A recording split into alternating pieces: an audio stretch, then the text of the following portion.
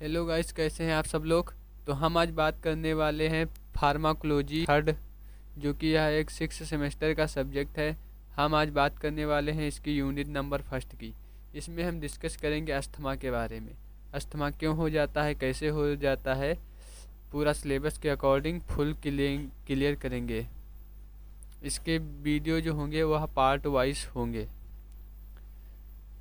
तो सबसे पहले समझते हैं कि अस्थमा होता क्या है। अगर जो इसे हम सिंपल डिफाइन करें तो फिर अस्थमा एक क्रोनिक रिवर्सिबल इन्फ्लामेटरी डिसीज है। मतलब यह किसी केमिकल और यह मतलब लंबे समय तक स्मोकिंग या लंबे समय तक एयर पोल्यूशन में रहने से हम अस्थमा होता है। इसमें होता क्या है जनरली, तो हम उसकी बात करें तो फिर जब हम लंबे समय तक स्मोकिंग करते हैं या फिर लंबे समय तक एयर पोल्यूशन में रहते हैं तो यह हमारे एयर एयर जो एयर नाल होती है उसमें यह इरिटेशन कॉज करते हैं और उसको डैमेज करते हैं, जिससे वहाँ पर इन्फ्लामेशन होता है और उसका डायमीटर छोटा हो जाता है, जिससे अस्थमा कॉज होता है। तो अगर जिसकी हम डिफिनेशन की बात करें तो फिर asthma is a Asthma is a chronic reversible inflammatory disease in which airway become inflamed and narrow, produce extra mucus that make difficult in breathing। मतलब अस्थमा एक क्रोनिक रिवर्सिबल इन्फ्लामेटरी डिसीज है, जिसमें क्या होता है कि जो एयर वे होती है वह इन्फ्लेम्ड हो जाती है और नैरो हो जाती है और उसमें म्यूकस का सिक्रेशन बहुत ज़्यादा बढ़ जाता है, जिससे क्या होता है ब्रीथिंग या सांस लेने में बहुत ज़्यादा डिफ़िकल्टी होती है। तो आप ऐसे समझिए कि जब सपोज कीजिए कि हमारी ये एयर पाइप है, ये एयर पाइप होगी। क्या होता है जब बहुत लंबे समय से स्मोकिंग या फिर एयर पोल्यूशन जब आता है तो इससे क्या होता है कि यहाँ पर जब इरिटेशन होती है तो हमारी यहाँ की जो सेल्स होती हैं वो इसको सेंस करती हैं और इसे वो मतलब हानिकारक समझ लेती हैं या फॉरिजिन मैटर है। तो इस जो हमारी बॉडी का नेचुरल प्रोटेक्टिव मैकेनिज्म होता है वह एक्टिवेट हो जाता है, जिससे क्या होने लगता है कि जो इन्फ्लामेशन की जो प्रोसेस होती हैं वह एक्टिवेट हो जाती हैं, जिससे स्वेलिंग आ जाती है और म्यूकस का सिक्रेशन होने लगता है। ये तो अभी केवल ऐसे डेमो के लिए है, अभी इसकी कंप्लीट पैथोजेनेसिस या कैसे होता है ये सब हम बारी बारी करके समझेंगे। तो हम सबसे पहले अगर इसकी डिफिनेशन होगी है तो इसके हम कुछ कारण मतलब यह अस्थमा होता क्यों है उसकी बात करें तो फिर सबसे पहला इटियोलॉजी कारण क्या हो जाएगा, smoking, cold dry air, air pollution, food chemical, certain medication, family history, lung infection. ये कुछ जो अस्थमा कॉज करने वाले फैक्टर्स हैं जिनकी वजह से अस्थमा होता है। अब जो हम इसकी टाइप की बात करें कि अस्थमा कितने प्रकार का होता है, तो यह मेनली मतलब इसे हम अगर क्लासिफाई करें तो हम लोग अलग अलग बुक में अलग अलग टाइप के हो सकते हैं।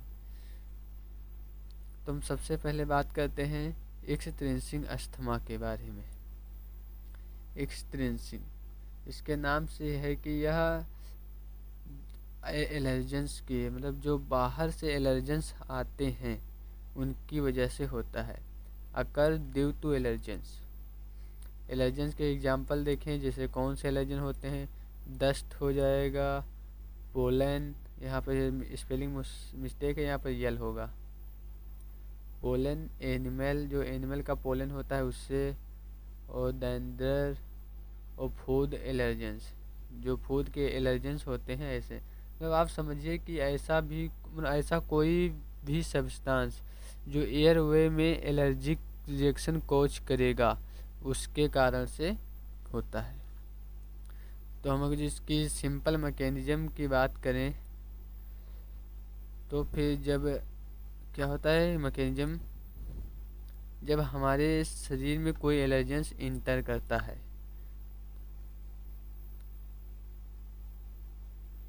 जब इंटर होता है तो फिर बॉडी में क्या होता है, आईजीई एंटीबॉडी फार्मेशन होने लगती है। तो जब एलर्जेंस इंटर करता है और बॉडी उसे सेंस करती है तो क्या करती है, वह आईजीई एंटीबॉडी फार्मेशन करना स्टार्ट कर देती है। IgE attach with mast cell, और जो ये आईजीई क्या होते हैं, यह मास्ट सेल से अटैच हो जाती हैं।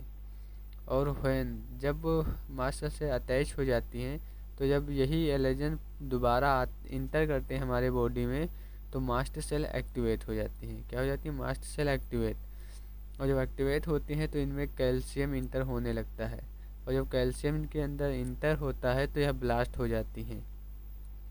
और जब ये ब्लास्ट होती हैं तो रिलीज करती हैं हिस्टामिन, ल्यूकोट्राइन्स, और जिससे जब ये केमिकल रिलीज होते हैं तो इनसे क्या होता है, ब्रोंको कंस्ट्रिक्शन, म्यूकस सिक्रीशन। और जब ब्रोंको कंस्ट्रिक्शन होगा और म्यूकस का सिक्रीशन होगा तो आपको पता है कि जैसे सपोज कीजिए कि पहले का जो एयरवे का डायामीटर है वो इतना है, और जब यहाँ पर कंस्ट्रिक्शन हो जाएगा तो फिर यहाँ देखिए इसका डायामीटर कम हो गया है, तो यहाँ से एयर जो होगी वह इजीली पास हो जाएगी और यहाँ से बहुत डिफ़िकल्टी होगी एयर पास होने में। और फिर क्या होगा, यहाँ पर म्यूकस भी सिक्रीट होने लगेगा, तो और ज़्यादा सांस लेने में दिक्कत होने लगेगी। और यह मोस्टली जो होता है चिल्ड्रेंस में होता है, ये मेनली किस में होता है, चिल्ड्रेंस में।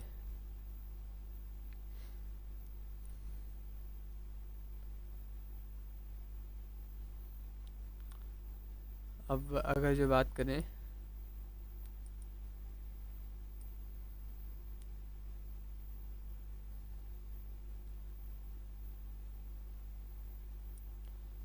अब नेक्स्ट क्या हो जाएगा, इंट्रेंसिक अस्थमा।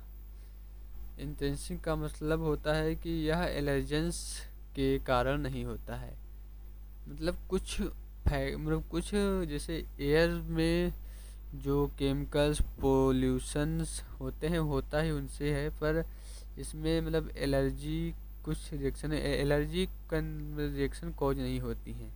इसमें भी एलर्जन जैसे कोल्ड एयर, ठंडी हवाएं, स्ट्रेस, इन्फेक्शन, एक्सरसाइज, इसमें क्या होता है, ट्रिगर इंटर, जब मतलब ऐसे जैसे को यहाँ ट्रिगर का मतलब ये है यही एलर्जन जैसे cold air, stress, infection cause करने वाले बैक्टीरियाज या कुछ भी। और जब ट्रिगर इंटर होता है तो वेगस नर्व स्टिमुलेशन, मतलब यहाँ मतलब एलर्जेंस का मतलब यहाँ क्या बताया गया है कि इसमें मतलब जो एलर्जेंस के द्वारा नहीं होता है। तो एलर्जेंस मतलब जो डायरेक्टली आके एयरवे को इरिटेट करते थे, पर इस जो इंट्रेंसिक अस्थमा में होगा वह डायरेक्टली इरिटेट नहीं करेंगे। यह जब इंटर करेंगे तो वेगस नर्व होती है जो कि यह एक हमारे ब्रेन को इम्पल्स के फॉर्म में मैसेज भेजती है। तो यह मैसेज क्या भेजेगी कि हाँ हमारे जो वह वेगस नर्व स्टिमुलेट हो जाएगी और मैसेज भेजेगी कि हाँ कोई हानिकारक चीज़ हमारे शरीर में इंटर हो गई है।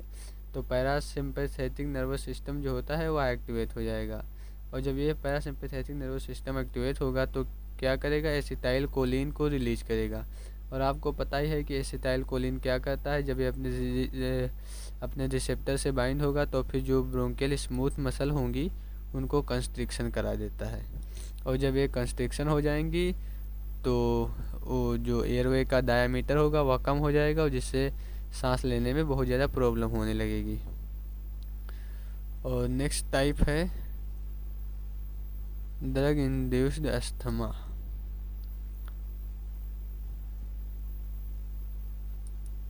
नेक्स्ट टाइप, अरे इसको हमने हाईलाइट नहीं किया है, रुको अभी हम कह दे रहे हैं, यह एक टाइप ही है।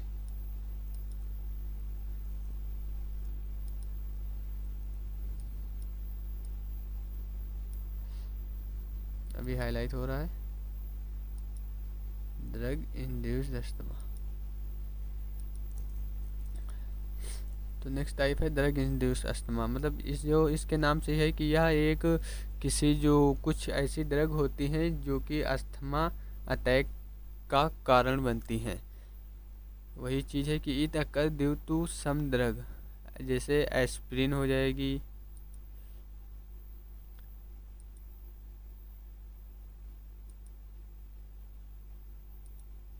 क्या हो जाएगी, एस्प्रिन और non steroidals, beta blockers, aspirin इन्हीं एस्पिरिन जैसे इनके कारण से कुछ और भी सारी बहुत होती हैं, पर हम कुछ एग्जांपल समझते हैं कि यह मतलब कुछ ऐसी ड्रग्स होती हैं जिनके कारण अस्थमा अटैक स्टार्ट होता है। तो इसमें इसका मैकेनिज्म क्या हो रहने वाला है कि जब जो एस्पिरिन होती है वह कॉक्स ब्लॉकर होती है, आपको पता ही है, जिससे क्या हो जाएगा, एराकिडोनिक एसिड जो होगा वह लाइपोक्सिजिनेज पाथवे में बदल जाता है। जब इस पाथवे में बदल जाता है तो ल्यूकोट्राइन्स प्रोडक्शन जो बढ़ जाता है।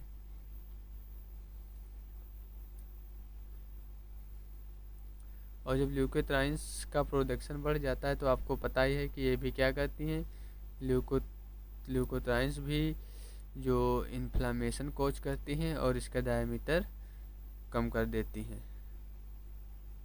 अब हमारा नेक्स्ट टाइप है ओक्यूपेशन अस्थमा। ओक्यूपेशन मतलब आप ऐसे समझिए, ओक्यूपेशन जैसे मान लो आप कोई मतलब एक ओक्यूपेशन, एक मतलब जैसे अपना फैशन, आपका क्या मतलब एक काम है कि कोई पर्टिकुलर काम के जैसे जरिए, मतलब जैसे आप लगातार किसी केमिकल इंडस्ट्री में काम कर रहे हैं तो वो आपका ओक्यूपेशन हो जाएगा। किसी ओक्यूपेशन के कारण आप जैसे लगातार किसी मान लो धूल वाली जगह पर रह रहे हैं या काम कर रहे हैं वो,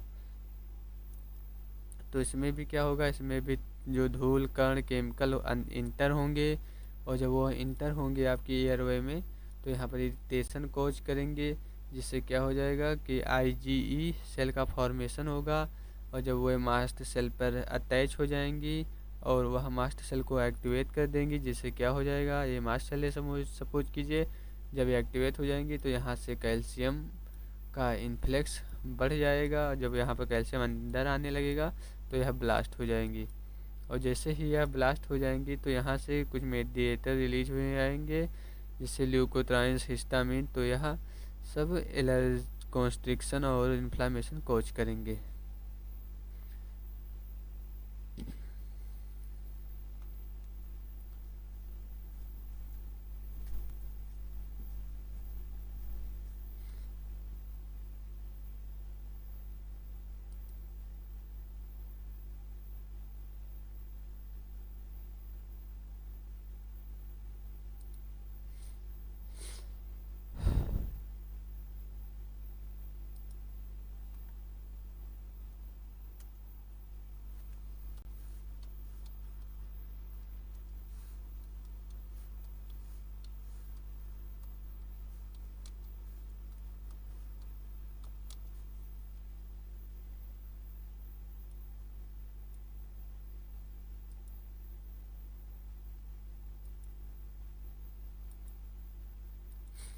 अब हम जो नेक्स्ट की बात करें तो फिर बात करने वाले हैं एंटी एस्थमेटिक ड्रग, मतलब कि बात करने वाले हैं कि जो अस्थमा के ट्रीटमेंट में मेडिसिन्स और ड्रग्स यूज होती हैं वह कौन कौन सी हैं।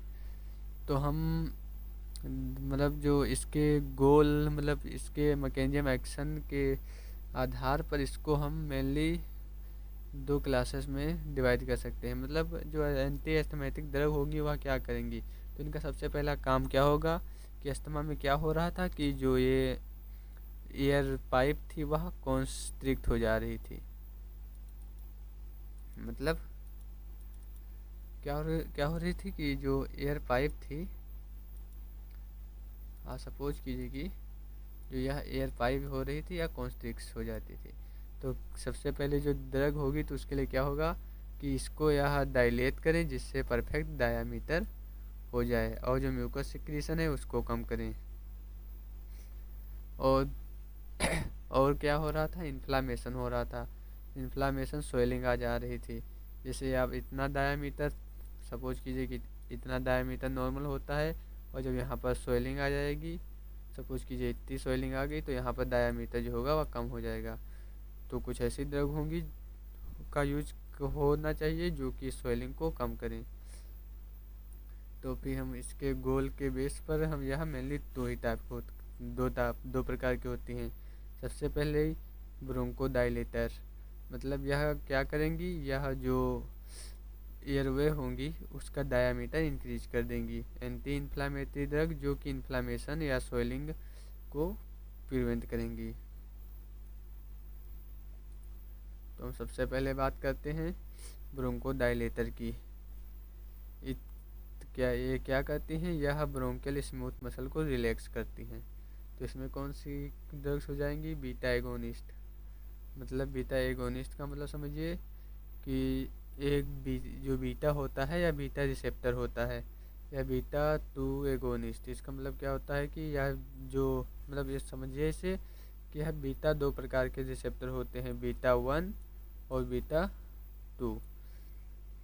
तो फिर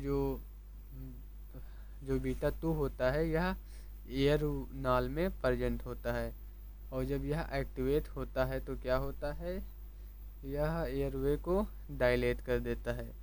तो इसे एक्टिवेट करने के लिए कुछ दवाई होती हैं, जैसे साल्बुटामॉल, तेरबुटालिन, साल्मेत्रोल और फार्मोटेरोल।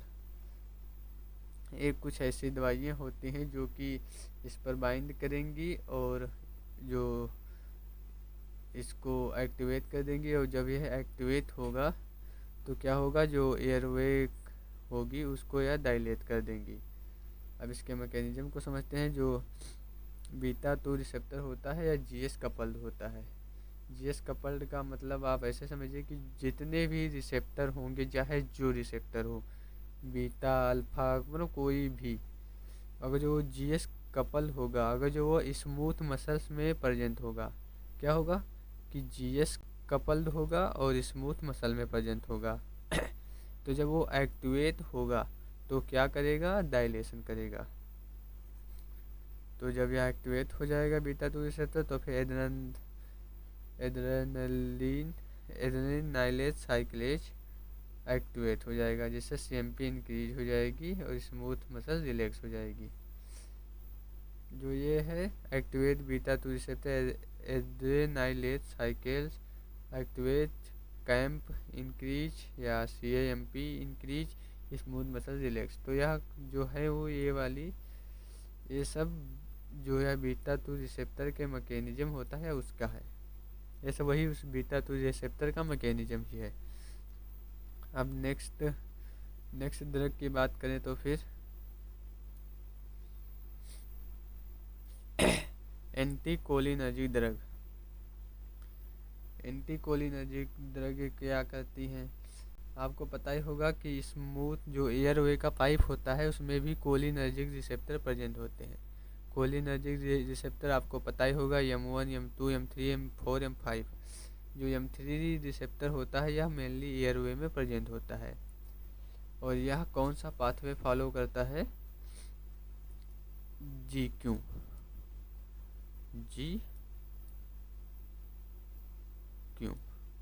और जितने भी रिसेप्टर GQ पाथवे को फॉलो करेंगे, अगर वो एक्टिवेट होंगे तो क्या करेंगे, कॉन्स्ट्रिक्शन करेंगे। पर यहाँ पर क्या लिखा है, एंटी कोलिनर्जिक। एंटी मतलब क्या होता है, अपोजिट में या ब्लॉक। तो यहाँ पर सिंपली क्या होंगी, जो एंटी कोलिनर्जिक ड्रग होंगी वह यह M3 इस रिसेप्टर को ब्लॉक कर देंगी। जब इसको ब्लॉक कर देंगी तो फिर यह जो GQ पाथवे है इंक्रीज नहीं होगा, मतलब एक्टिवेट नहीं होगा। जब एक्टिवेट नहीं होगा तो कॉन्स्ट्रिक्शन नहीं होगा, और जो कॉन्स्ट्रिक्शन नहीं होगा तो फिर डायलेशन होगा। तो फिर हम इसके जो एग्जांपल की बात करें तो फिर आइप्राट्रोपियम, टाइट्रोट्रोपियम और कुछ अदर्स भी होती हैं। बहुत ही सिंपल है। अब अगर जो हम नेक्स्ट बात करें एंटी इन्फ्लामेटरी ड्रग, तो फिर सबसे पहले समझिए कि मतलब जो क्या होता है कि मैकेनिज्म समझते हैं। मैकेनिज्म मतलब आप ऐसे समझिए कि मतलब जो इन्फ्लामेशन होता है वह इसका नॉर्मली मैकेनिज्म क्या होता है तो तो इन्फ्लामेशन मतलब होने का सबसे पहले समझते हैं कि इन्फ्लामेशन कैसे होता है। फिर हम समझेंगे कि जो एंटी इन्फ्लामेटरी ड्रग हैं वह इसको कैसे रोकती हैं। तो वही चीज़ है कि जो यहाँ पर नॉर्मल मैकेनिज्म मतलब इन्फ्लामेशन के होने का मैकेनिज्म, एलर्जेंस इंटर होगा बॉडी में, एलर्जन इंटर, फिर एंटीबॉडी का फॉर्मेशन होगा, फिर एंटीबॉडी मास्ट सेल पर अटैच हो जाएंगी, फिर मास्ट सेल एक्टिवेट और कैल्शियम इन्फ्लेक्स, और जब मास्ट सेल एक्टिवेट होंगी तो उसमें कैल्शियम की एंट्री होने लगेगी। और मास्ट सेल में जब कैल्शियम की एंट्री होगी तो फिर मास्ट सेल डीग्रेनुलेशन, डीग्रेनुलेशन का मतलब है मास्ट सेल ब्लास्ट हो जाएगी। और जब मास्ट सेल ब्लास्ट होगी तो मेडिएटर रिलीज हो जाएंगे, क्योंकि मास्ट सेल में पता है आपको हिस्टामिन कहाँ स्टोर होता है मास्ट सेल में। केवल हिस्टामिन ही नहीं, ल्यूकोट्राइन, प्रोस्टाग्लैंडिन और साइटोकाइनिन, ये सारे मेडिएटर जो होते हैं वह मास्ट सेल में ही स्टोर रहते हैं। जब ब्लास्ट होगी तो ये सारे मेडिएटर रिलीज हो जाएंगे। और आप सबको पता है कि हिस्टामिन मेनली क्या करता है, एलर्जिक रिएक्शन कॉज करता है, इन्फ्लामेशन, स्वेलिंग।